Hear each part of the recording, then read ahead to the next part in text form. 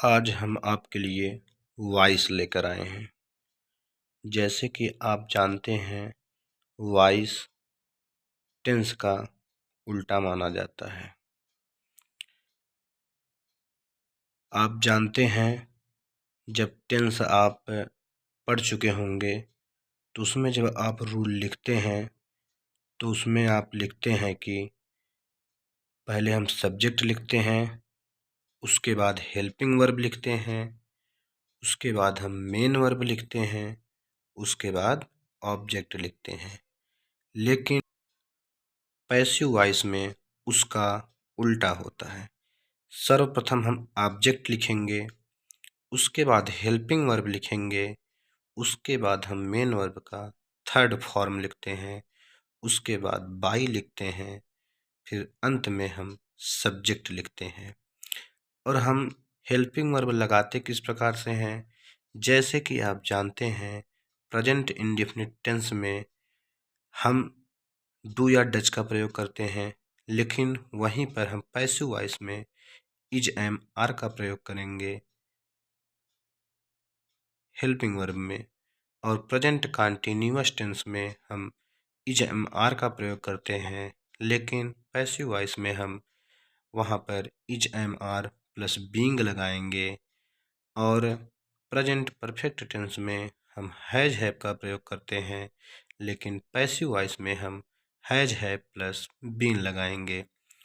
Past indefinite tense में हम did का प्रयोग करते हैं और पैसिव वॉइस में हम वाज वर का प्रयोग करेंगे। और पास्ट कंटीन्यूअस टेंस में आप वाज और वर का प्रयोग करते हैं, वही हम पैसिव वॉइस में वाज वर प्लस बीइंग का प्रयोग करेंगे। और पास्ट परफेक्ट टेंस में आप हैड का प्रयोग करते हैं, वहीं पर हम पैसिव वॉइस में हैड बीन का प्रयोग करेंगे। फ्यूचर इंडेफिनिट टेंस में आप विल या शैल का यूज करते हैं, लेकिन हम पैसिव वॉइस में विल बी या शैल बी का प्रयोग करते हैं। फ्यूचर परफेक्ट टेंस में आप विल हैव शैल हैव का प्रयोग करते हैं, और हम पैसिव वॉइस में will have plus shall have plus been का प्रयोग करते हैं।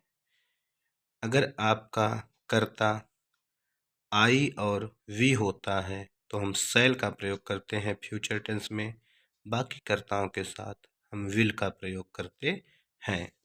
एक बात और ध्यान दें कि एक्टिव वॉइस में अगर आपका सब्जेक्ट आई है तो पैसिव वॉइस में वही सब्जेक्ट मी बन जाता है, और अगर सब्जेक्ट यू है तो पैसिव वॉइस में वही सब्जेक्ट यू ही रहता है।